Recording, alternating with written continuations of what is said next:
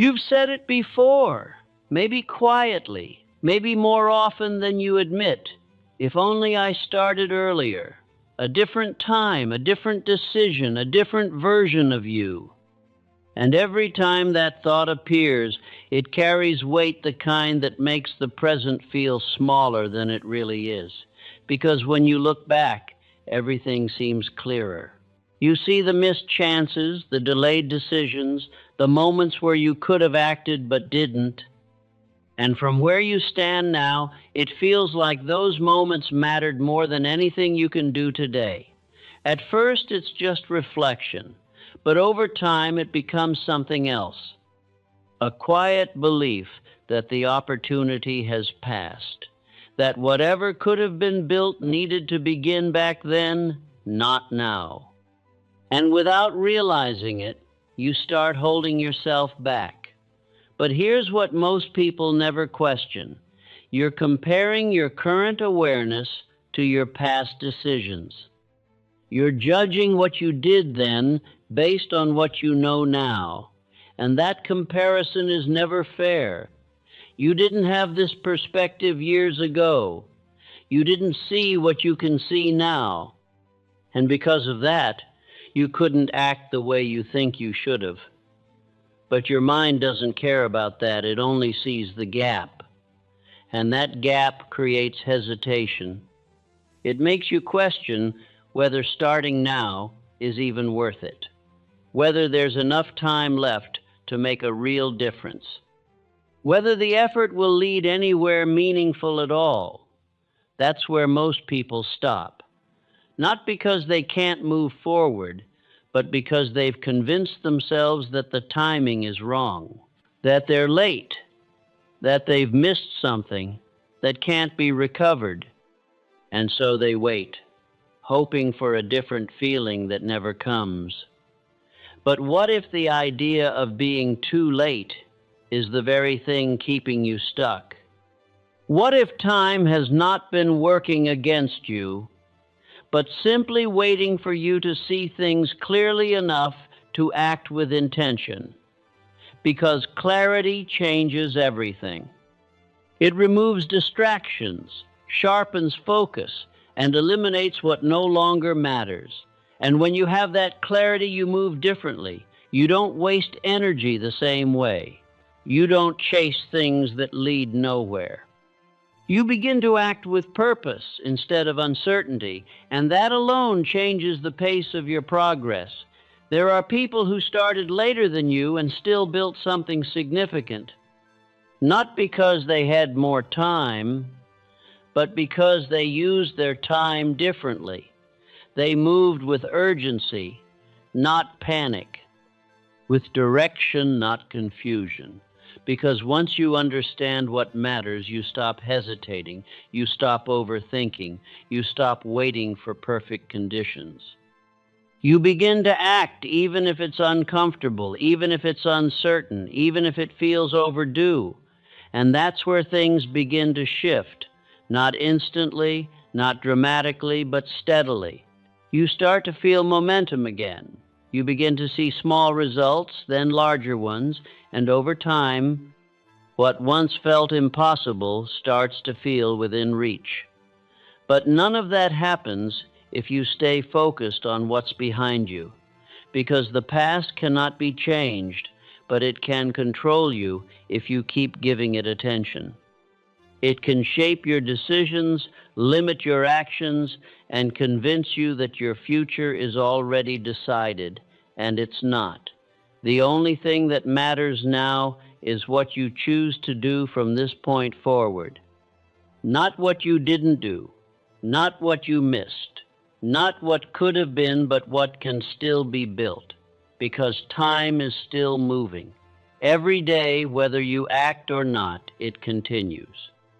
And the difference between regret and progress is not how much time you've had, but what you do with the time you have now.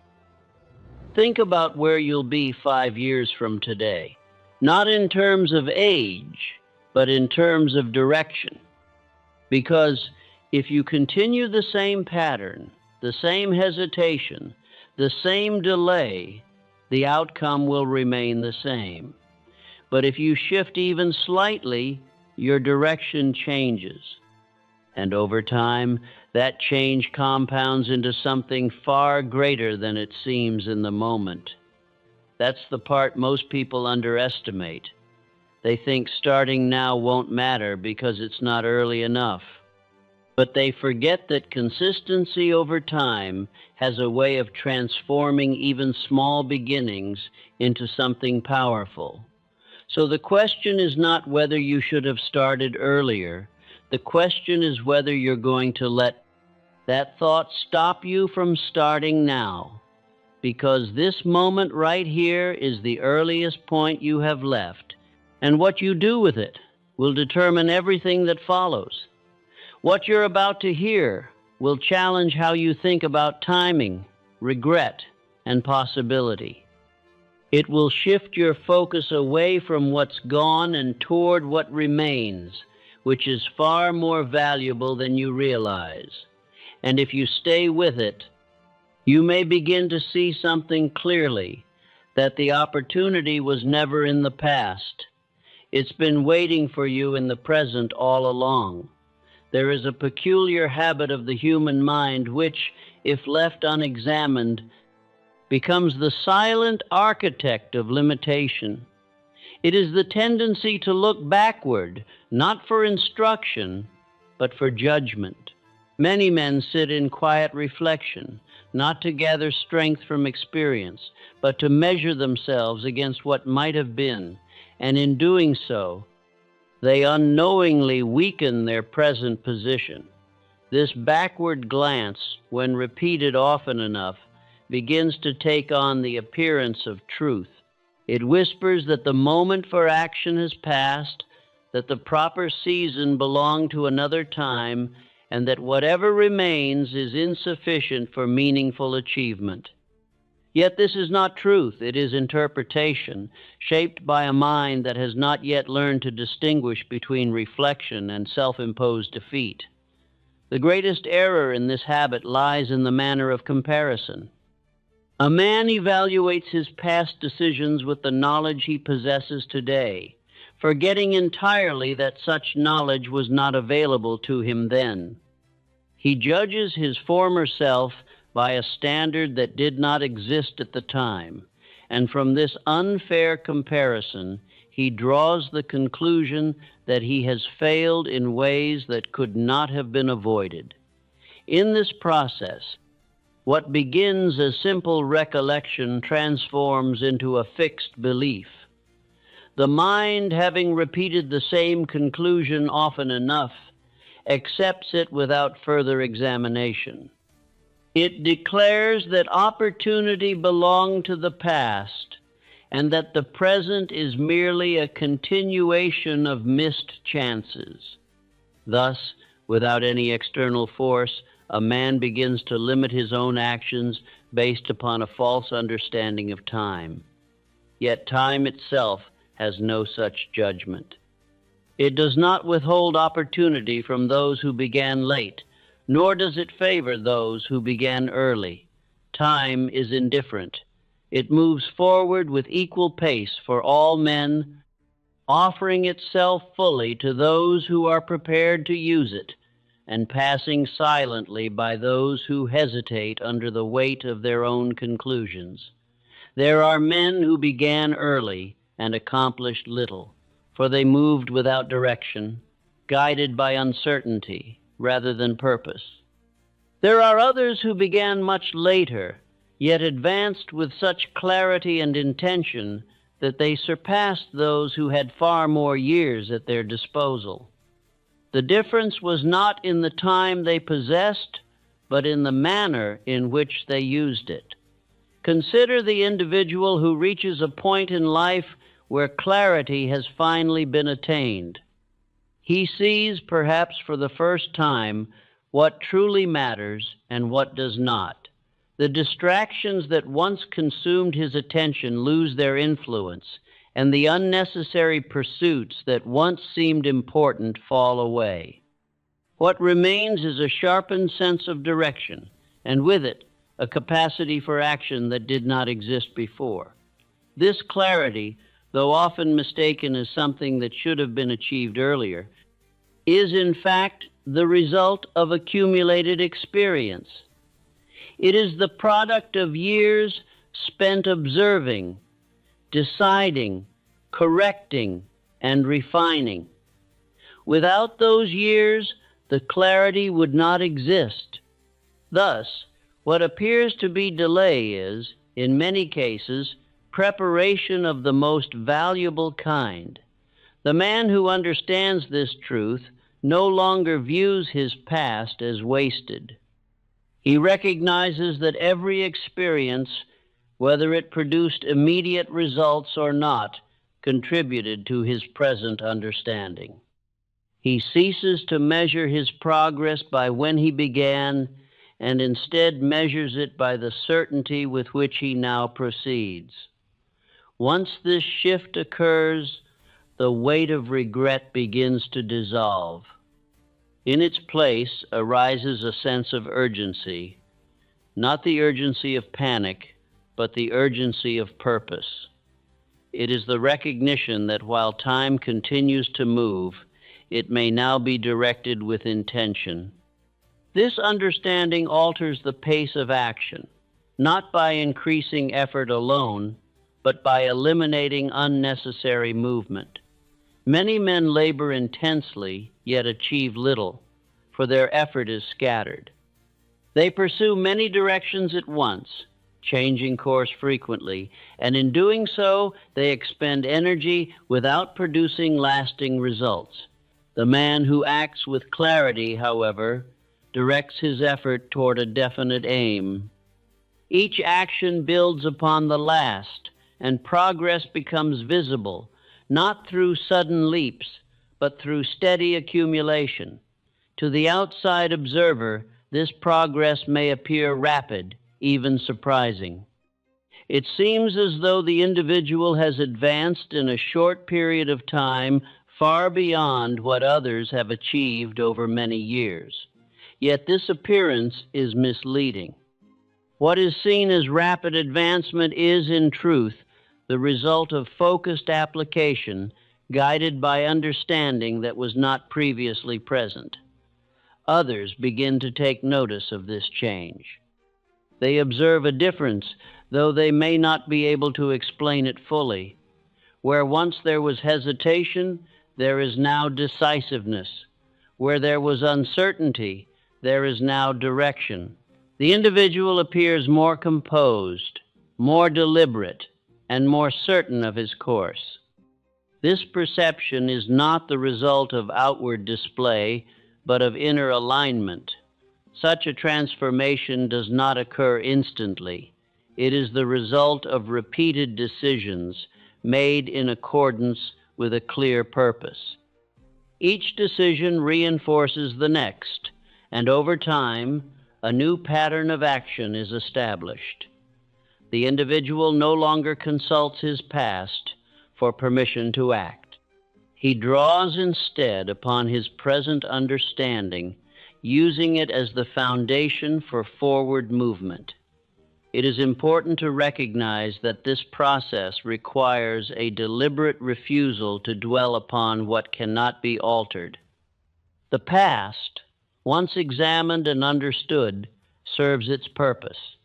To revisit it repeatedly in search of different conclusions is to engage in an exercise that produces no value. The mind must be trained to return to the present, where all action takes place. There is a certain discipline required in this training. The thoughts that arise uninvited, suggesting that one has begun too late, must be met with firm opposition. They must be replaced, not with empty encouragement, but with reasoned understanding.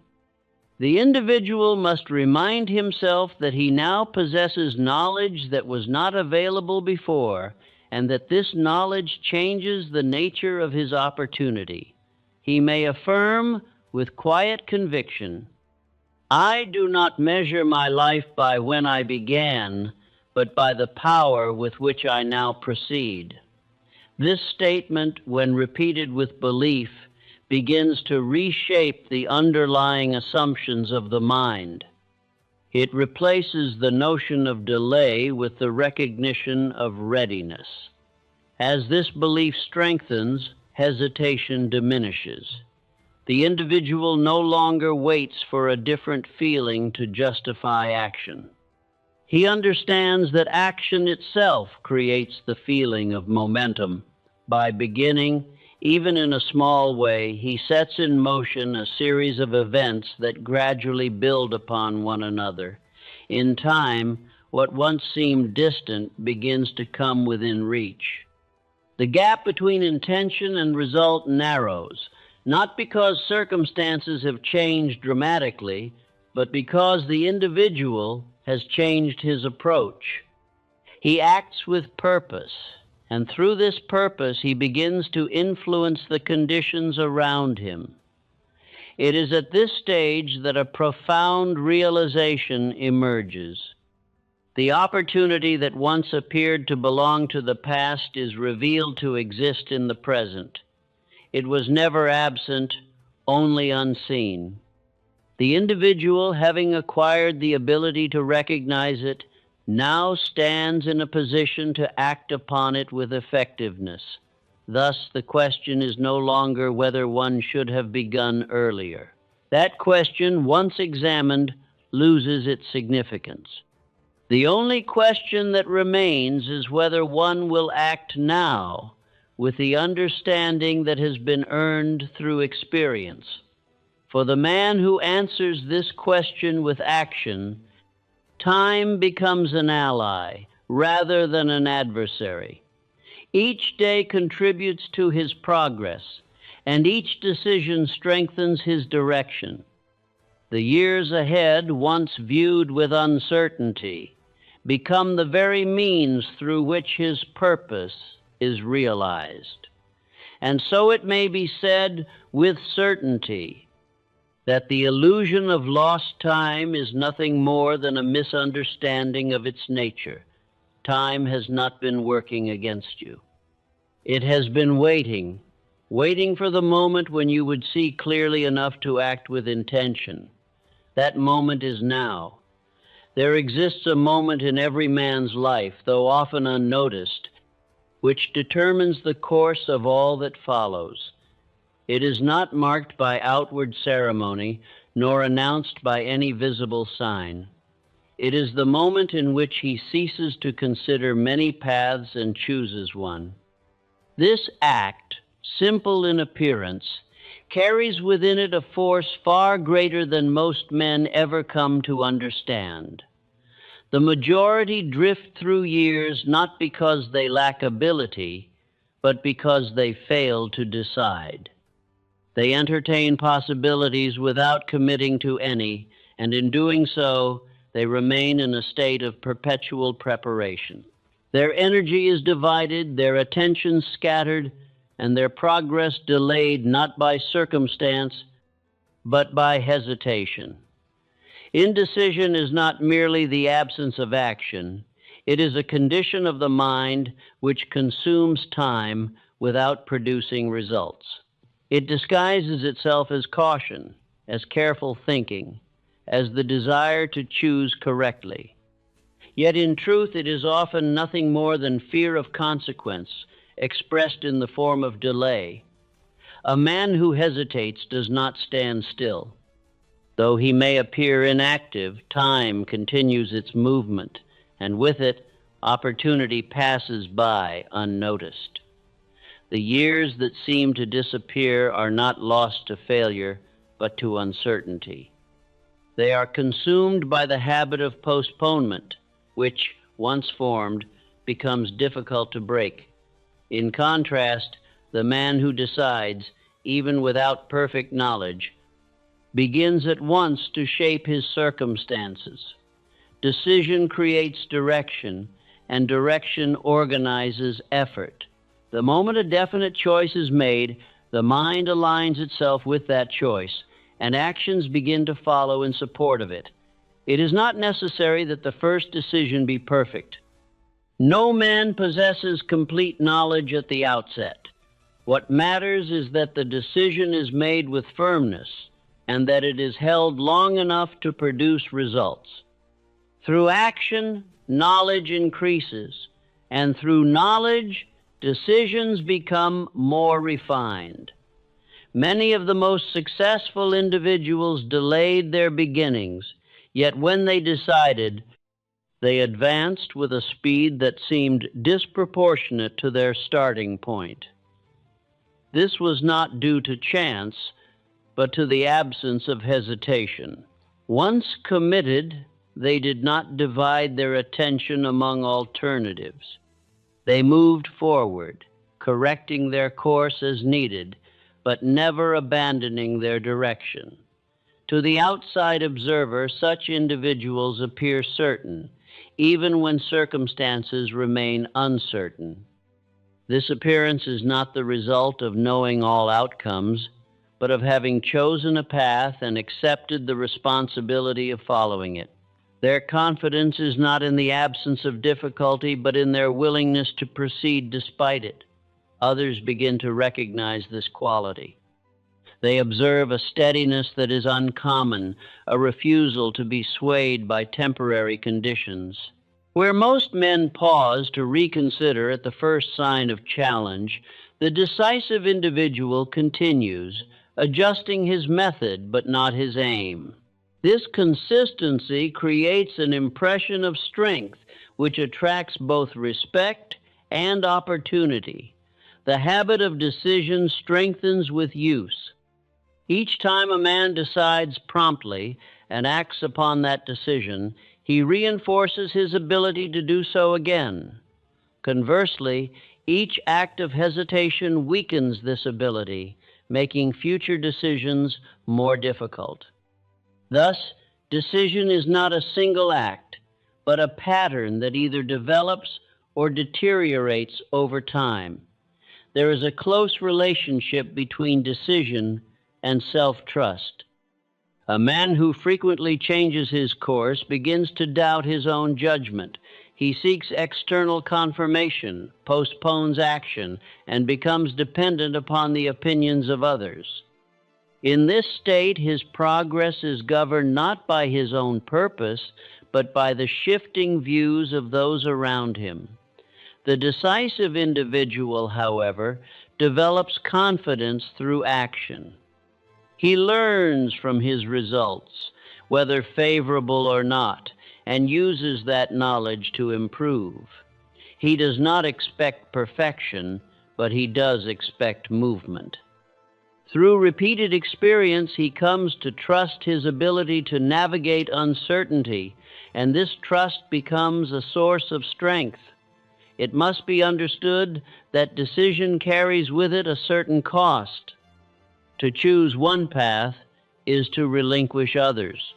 Many men avoid decision for this reason, believing that by keeping their options open, they preserve opportunity. In truth, they sacrifice progress.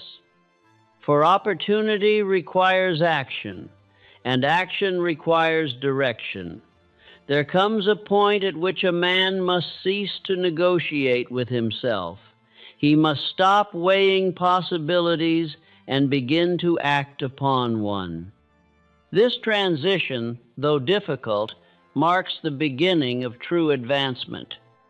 It is the moment in which thought is converted into movement and intention into result. The man who reaches this point often experiences a shift in perception. What once appeared uncertain becomes manageable. Challenges that seemed overwhelming are approached with method rather than fear.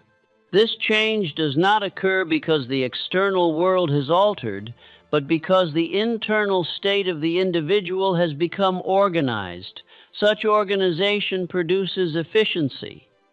Effort is no longer wasted upon conflicting aims. Each action serves a purpose, and each purpose contributes to a larger objective. Time, which once seemed insufficient, begins to yield results, not because there is more of it, but because it is used with greater precision. Others observe this efficiency and respond to it. They see in the individual a quality of direction that inspires confidence. Opportunities which once seemed distant begin to appear, not because they were absent before, but because the individual is now prepared to recognize and act upon them. It is often said that successful men are fortunate. This statement, though common, is incomplete. What appears as fortune is frequently the result of readiness meeting opportunity. The decisive individual, having committed to a course, is able to act when the moment presents itself. The hesitant individual, still weighing options, allows the moment to pass. There is an affirmation which, when understood and applied, strengthens the habit of decision. I decide with firmness, and I stand by my decisions with persistence. This statement is not merely a declaration, but a principle to be practiced. It requires that a man trust his judgment long enough to give it effect. As this principle is applied, hesitation begins to lose its influence. The mind becomes accustomed to movement rather than delay. Decisions are made more readily, and actions follow more quickly. Progress, once slow and uncertain, gains momentum, and the individual begins to experience the results of his direction. It must be emphasized that decision does not eliminate difficulty. Obstacles remain, and challenges arise. The difference lies in the response. The decisive individual meets these conditions with action, while the hesitant individual meets them with reconsideration. One moves forward, the other remains where he is. Over time, this difference becomes significant. The distance between those who decide and those who hesitate grows steadily until it becomes unmistakable. What began as a small variation in behavior develops into a wide separation in results. Thus, it may be said that decision is the dividing line between drift and direction. It is the force that transforms intention into reality and converts time into progress. Without it, effort is scattered and results are uncertain. With it, even limited time may be used to produce substantial achievement. The man who understands this truth no longer waits for certainty before acting. He recognizes that certainty is often the result of action, not its prerequisite. He decides, and through decision, he creates the conditions under which success becomes possible. And so, the question is not whether the time has passed, but whether the decision has been made. For until a man decides, time remains unused. But the moment he chooses and acts, time begins to work in his favor, and progress, once delayed, begins at once. Before any outward change may take place in the affairs of a man, there must first occur a reorganization within his own mind. This is a principle so simple that it is often overlooked, yet so powerful that no lasting achievement can occur without it. The outer world reflects the inner condition, and until the inner condition is brought under control, the outer will remain uncertain. The majority of men permit their thoughts to wander without direction, accepting whatever ideas enter the mind without examination. They do not recognize that each thought carries influence, shaping not only their present state but their future condition. In this manner, they become subject to their own thinking rather than masters of it. Thought, when left undisciplined, becomes a source of confusion. It shifts from one subject to another, influenced by circumstances, opinions, and passing impressions. Effort, guided by such thinking, lacks consistency. Actions are taken without clear purpose, and results, if they appear at all, are temporary and incomplete. In contrast, the man who learns to govern his thoughts acquires a form of control that extends beyond himself. He selects with care the ideas he permits to take root in his mind. He directs his attention toward that which supports his purpose and rejects that which weakens it. In doing so, he creates a foundation upon which consistent action may be built. This discipline does not arise from a single effort. It is the result of repeated practice, applied daily until it becomes a habit. At first, the mind resists control, returning to familiar patterns of doubt, hesitation, and distraction. Yet with persistence, these patterns begin to weaken, replaced by new habits aligned with intention. There exists within every individual a division of thought. One part inclines toward progress, urging action, encouraging effort, and supporting growth. The other inclines toward retreat, suggesting delay, magnifying difficulty, and recalling past disappointment. The outcome of a man's life is determined by which of these tendencies he permits to dominate. The man who succeeds is not free from negative thought, but he has learned to recognize it without accepting it. He observes the suggestion of doubt and replaces it with direction. He does not allow the memory of past error to interfere with present action. Instead, he uses that memory as instruction, extracting from it only what may be applied constructively. This process of replacement is essential. It is not enough to resist undesirable thought. It must be displaced. The mind cannot remain empty. If one idea is removed, another must take its place. Therefore, the individual must deliberately introduce thoughts that support his aim, repeating them until they become natural. Repetition, though often misunderstood, is the means by which thought is strengthened. An idea, repeated with belief, gradually assumes authority within the mind. It begins as a suggestion, becomes a tendency, and ultimately forms a habit. Through this process, the direction of one's thinking is established. Consider the individual who has long entertained the belief that he has begun too late. This belief, repeated over time, has shaped his perception of opportunity. It has caused hesitation, limited action, and reinforced itself through lack of progress.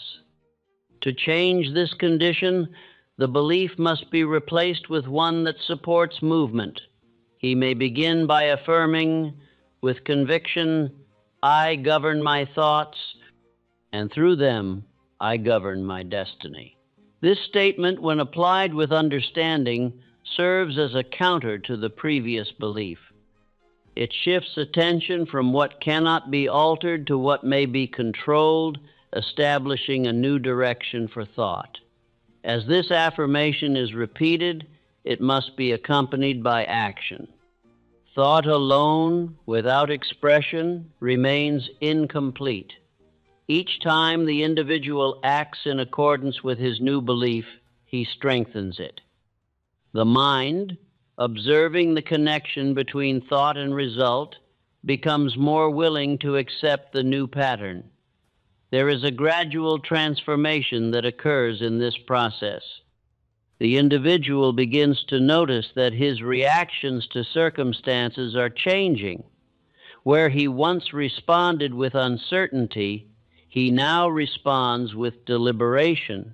Where he once paused in doubt, he now proceeds with intention. This change is not imposed from without, but developed from within. Others, though they may not perceive the cause, begin to observe the effect.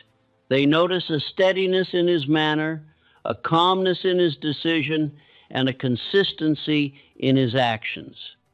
He appears less affected by temporary conditions, more focused upon his direction, and more certain of his purpose. This perception alters the way in which others respond to him. The disciplined thinker does not waste energy upon matters that do not contribute to his aim. He does not engage in unnecessary conflict, nor does he allow himself to be drawn into the confusion of others.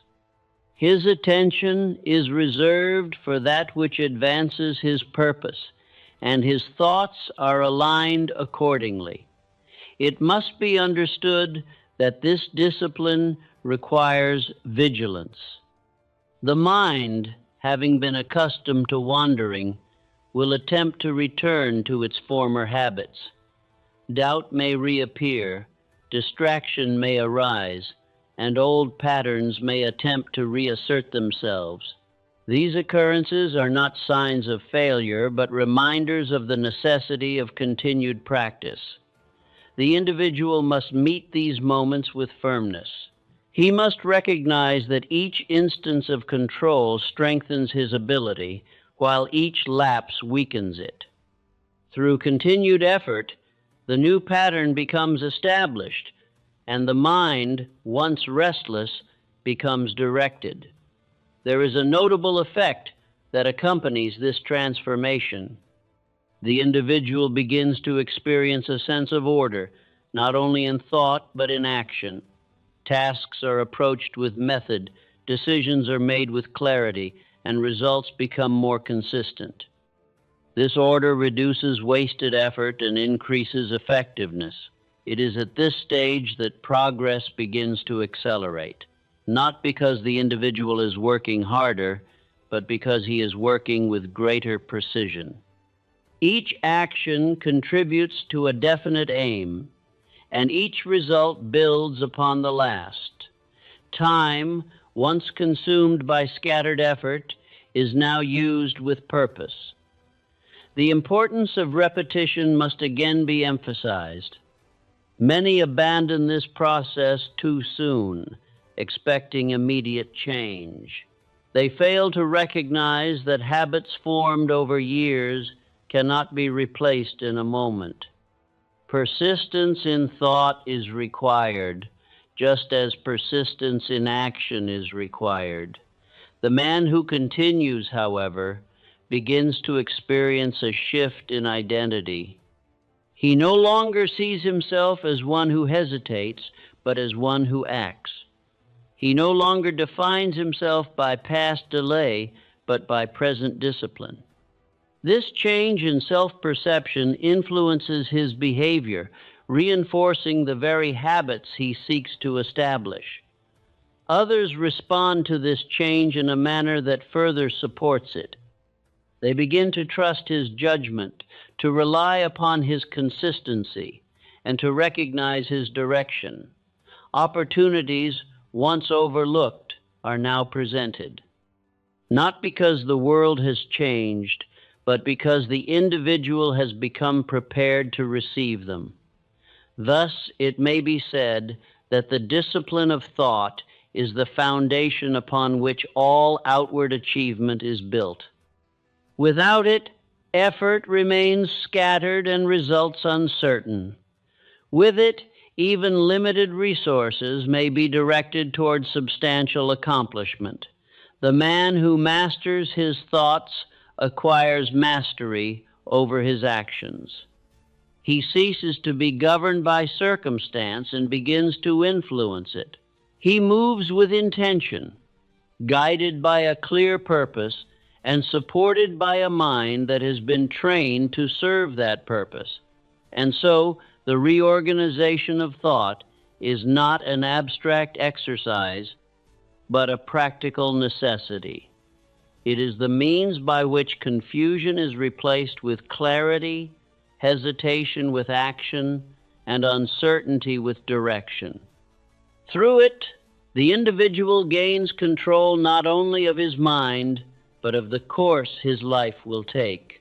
No man advances far in isolation, no matter how great his individual ability may be. There exists a principle, subtle yet powerful, through which the efforts of one are multiplied when brought into harmony with the efforts of others. It is not merely cooperation, as commonly understood, but a deeper alignment of purpose, thought, and intention that produces results far beyond individual capacity. Many men attempt to succeed alone, believing that independence is strength. They guard their ideas, isolate their efforts, and rely solely upon their own reasoning. Yet in doing so, they limit the scope of their progress. For while a single mind may conceive a plan, it is often through the influence of other minds that the plan is strengthened, refined, and brought into fuller expression. When two or more individuals unite with a common aim,